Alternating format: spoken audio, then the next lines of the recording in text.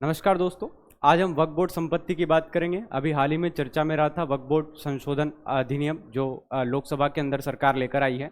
विपक्ष के द्वारा उसका विरोध किया जा रहा है। सबसे पहले समझते हैं कि वक्फ बोर्ड संपत्ति भारत के अंदर कितनी है और किस प्रकार से जो है वक्फ बोर्ड संशोधन में जो अधिनियम है उसके अंदर संशोधन होने वाले हैं।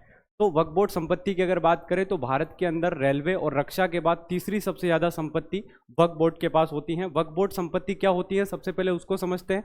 यदि हम वक्फ बोर्ड संपत्ति की बात करें तो एक चल या अचल संपत्ति हो सकती है जिसके अंदर किसी भी धर्म के नाम या धर्मार्थ उद्देश्यों के लिए इसे बनाया जाता है, या कोई भी व्यक्ति अगर दान देना चाहता है अपनी संपत्ति का तो वो वक्फ के पास चली जाती है और उस संपत्ति से जन कल्याण के काम किए जाते हैं। तो जो मुस्लिम धर्मावलंबी होते हैं उसके अंदर ये होता है।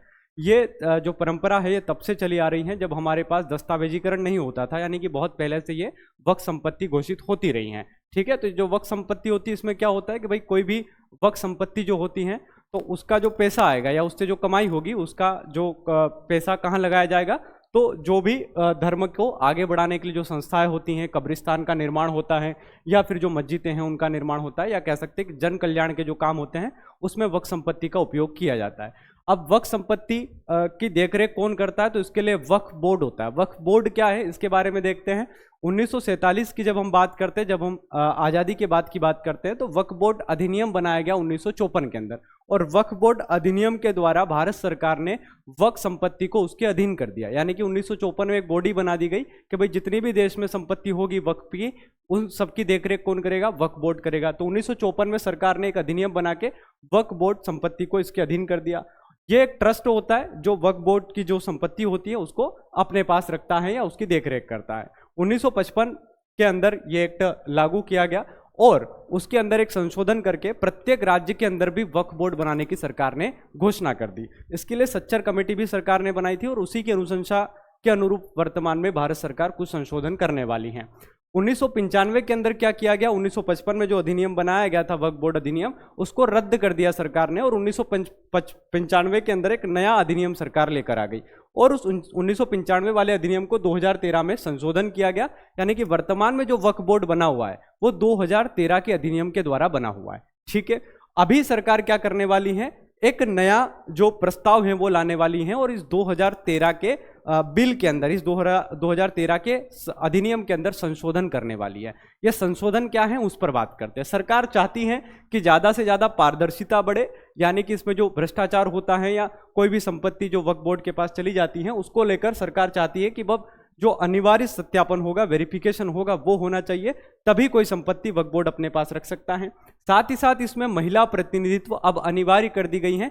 कम से कम राज्यों के वक्फ बोर्ड के अंदर 2 महिला प्रतिनिधित्व होने चाहिए और जो केंद्रीय लेवल पे वक्फ बोर्ड काउंसिल है उसके अंदर भी महिला प्रतिनिधित्व होना चाहिए।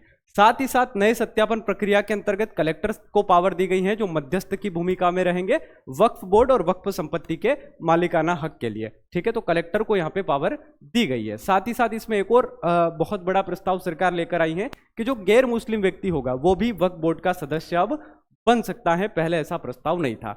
अब इसका विरोध क्यों हो रहा है? विरोध इसलिए विपक्ष कर रहा है क्योंकि विपक्ष यह कह रहा है कि इससे क्या होगा, जो शक्तियां होगी वक्फ बोर्ड की वो कम हो जाएगी, यानी कि सरकार के संशोधन के बाद जो शक्तियां होगी वक्फ बोर्ड की वो कम हो जाएगी। दूसरा, अल्पसंख्यकों के जो अधिकार हैं हमारे भारतीय संविधान के अंदर, वो मुस्लिमों के जो अधिकार हैं उस पर कहीं ना कहीं सरकार जो है प्रहार कर रही है, ऐसा विपक्ष का मानना है। साथ ही साथ उन्होंने कहा कि सरकार ज्यादा से ज्यादा हस्तक्षेप करना चाहती है धर्म के मामलों के अंदर, तो ये भी विपक्ष का एक वो है पॉइंट है। और दूसरा जो है धार्मिक स्वतंत्रता में बाधा। आप सबको पता होगा हमारे यहाँ पे अनुच्छेद 25 धार्मिक स्वतंत्रता देता है, अर्थात प्रत्येक व्यक्ति को अपने धर्म के अनुसार आचरण करने की स्वतंत्रता भारतीय संविधान देता है। तो विपक्ष का यह भी मानना है कि जो धार्मिक स्वतंत्रता है उसकी बाधा उत्पन्न होगी और इससे जो वक्फ बोर्ड होगा और जो मुस्लिम धर्मावलंबी होंगे उनके लिए दिक्कत पैदा हो सकती है। यह विपक्ष का मानना है और विपक्ष चाहता है कि ये जो पूरा का पूरा सिस्टम है आपका, ये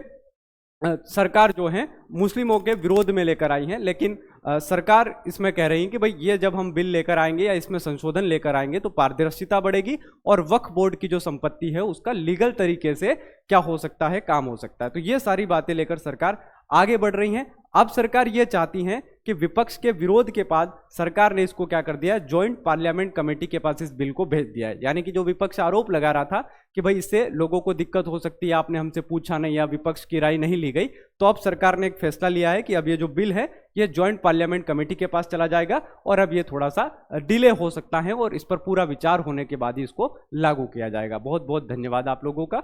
जय हिंद।